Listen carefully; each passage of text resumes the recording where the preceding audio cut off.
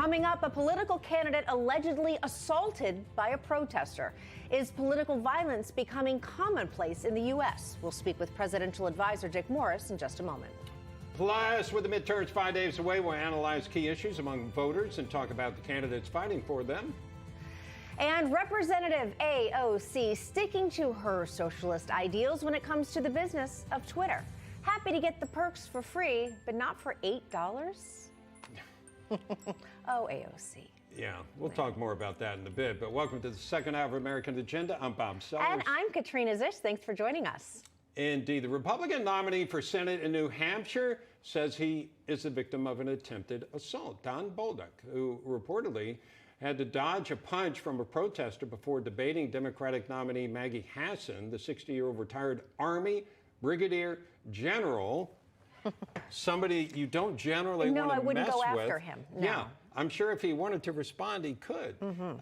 He was not injured. Yeah, and according to his campaign, Bolduc's campaign, the person who attempted the assault has been arrested. And Hassan's campaign says the assailant was a Libertarian Party activist and called it disgusting behavior. Here to weigh in, please welcome the host of Dick Morris Democracy, Dick Morris. Dick, your reaction, more political violence, this time against Bolduc. Well, I think it's good for Bolduc. I think it'll call attention to his race that was in a tiny state of New Hampshire that doesn't get a lot of attention except every 4 years. And Bolduc was in a very neck-and-neck race with Hassan, gaining on her significantly, and Real Clear Politics puts that as a likely Republican pickup. So I think it'll help Bolduc. It might embolden him, actually. Yes. I like what you did there. Let's take a look at the Senate map, Dick, and you can expound upon it as you wish. This is the way it currently stands.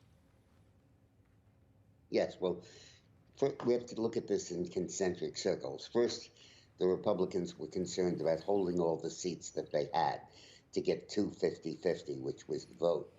And there were 4 seats at issue: Oz in Pennsylvania, Johnson in Wisconsin, Budd in North Carolina, and Vance in Ohio.